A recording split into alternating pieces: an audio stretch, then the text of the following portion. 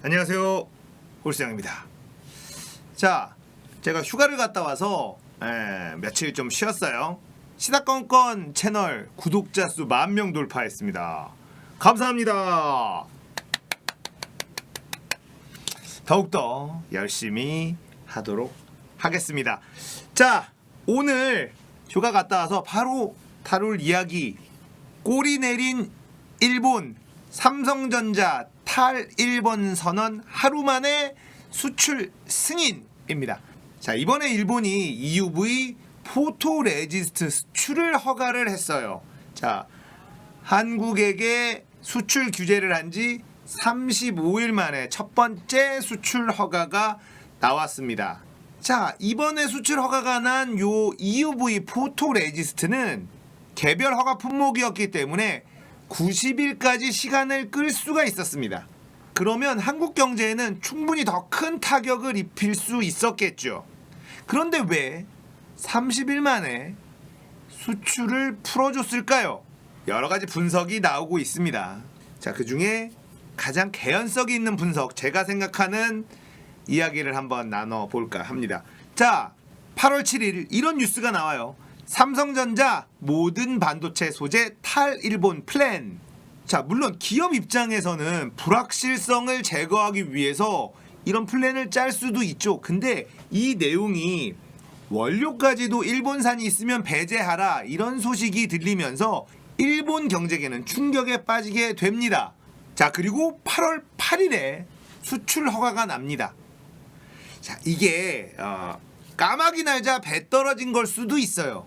아니, 국가가 그렇게 삼성이 발표하자마자 바로 수출 허가를 내줄 정도로 그렇게 허술한 줄 아느냐, 이렇게 말씀하시는 분들도 분명히 계실 겁니다. 저도 사실은 삼성 때문에 그렇다 이렇게 보진 않아요. 어떻게 삼성이 탈일본 하겠다라고 나오자마자 바로 풀어줍니까? 모양 빠지게.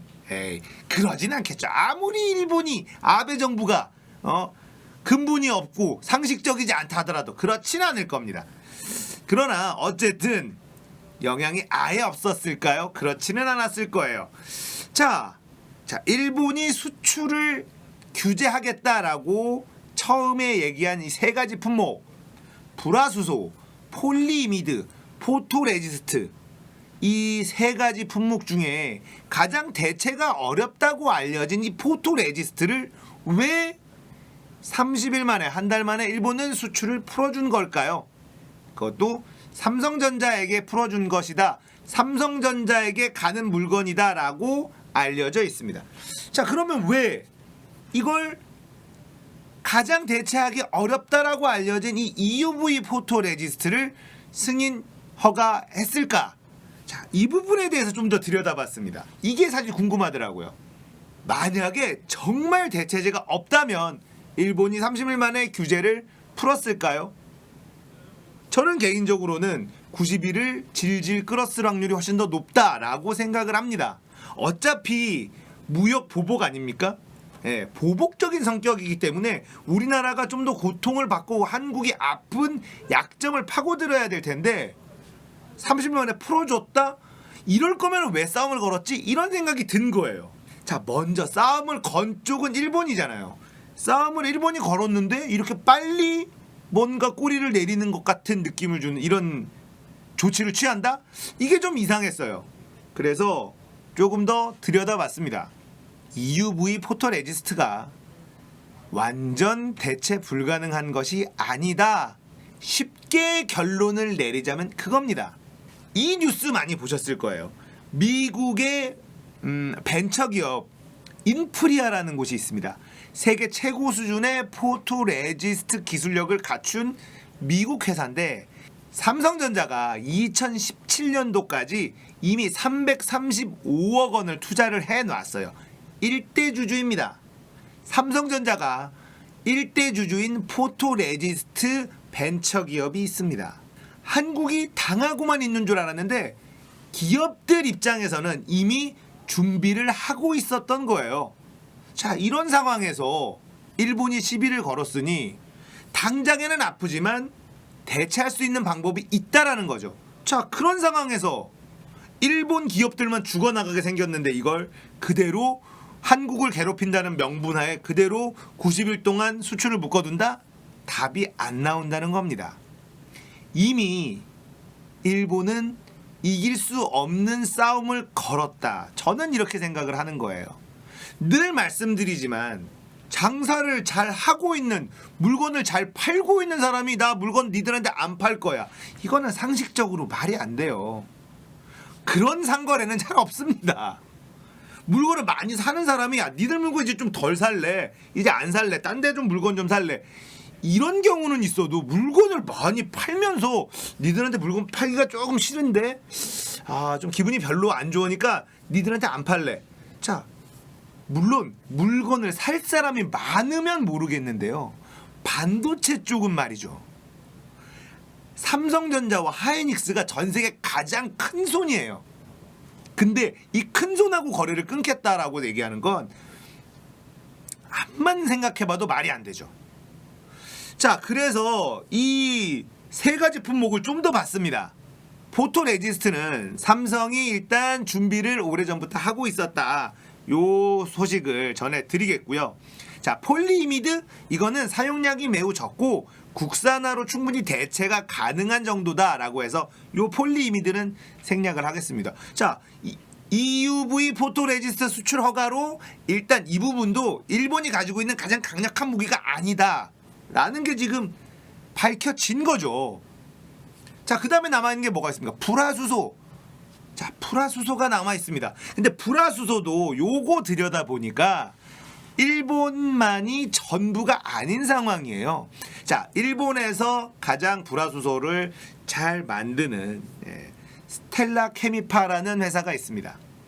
우리나라가 지금 현재 불화수소가 일본 의존도가 한 40% 정도라고 합니다. 그리고 전 세계에서는 불화수소의 점유율이 일본이 압도적으로 높다고 해요. 거의 독점 수준이라고 하고, 거기서 스텔라 케미파라는 회사가 굉장히 좋은 기술력을 가지고 있는데요, 이 회사가 한국 솔브레인이라는 회사랑 합자 회사를 만듭니다. 동업을 해요. 팩트라는 회사를 만들어서 여기서 불화수소를 생산을 합니다. 근데 지분이 한국이 51%고 스텔라 케미파 일본이 49%예요. 그러니까 일본 자본과 기술, 그리고 한국 자본과 기술이 만나서 동업을 했는데 이걸 어디에 있느냐, 이 공장이 한국에 있어요. 그래서 불화수소도 일본 없이는 도저히 안 된다, 이런 상황이 아니라는 겁니다. 그렇기 때문에 이 무역 전쟁은요, 일본이 이길 수 없는 전쟁을 건 거예요. 장기전으로 가면 갈수록 일본 회사만 손해를 보고 한국은 대체제를 찾아가는, 계속해서 제 영상에서 말씀을 드렸지만 반도체 공정에서 소재 회사가 거래처가 바뀌게 되면 이 거래처가 다시 큰 손하고 거래를 할 확률은 제로에 가깝다. 자, 그럼에도 불구하고 일본은 반도체 부품 소재를 무역 보복으로 걸었다는 것, 얼마나 멍청한 짓인지 시간이 가면 갈수록 드러나고 있습니다. 자, 삼성의 탈 일본 플랜 뉴스 한 방에 일본 기업들은 곡소리가 나고 있고요. 그 다음날 공교롭게도 EUV 포토레지스트 수출 허가가 났습니다. 자, 길게 가면 어떻게 될까요? 반도체 쪽은 큰손 삼성전자, SK 하이닉스가 결국 대체자들을 찾게 될 것이고, 그 대체자들로 공정이 돌아가는 순간 일본 기업들은 다시 한국과 거래를 할 수 없게 될 것입니다. 그리고 이미 이제 와서 꼬리를 내린다고 한들 기업 입장에서는 불확실성을 제거해야 되기 때문에 일본 소재 회사와 거래를 하는 것이 당연히 꺼려질 수밖에 없을 겁니다. 자, 반도체 쪽은 확실히 한국의 승리로 귀결될 확률이 매우 높다. 저는 개인적으로 이렇게 판단하고 있습니다. 상황도 그런 식으로 흘러가고 있습니다. 자, 그러면 왜 이런 멍청한 무역 보복을 아베는 단행을 했을까? 자, 이 부분에 대해서 제가 나름대로 정리를 하고 있으니까요, 다음 시간에 이 이야기를 조금 나눠보도록 하겠습니다. 자, 구독자 10,000명 돌파 진심으로 감사드리고요. 저는 좀 더 쉽게 여러분들에게 뉴스를 전달해 드리기 위해 좀 더 노력하도록 하겠습니다. 진심으로 감사드립니다. 오늘은 여기까지입니다.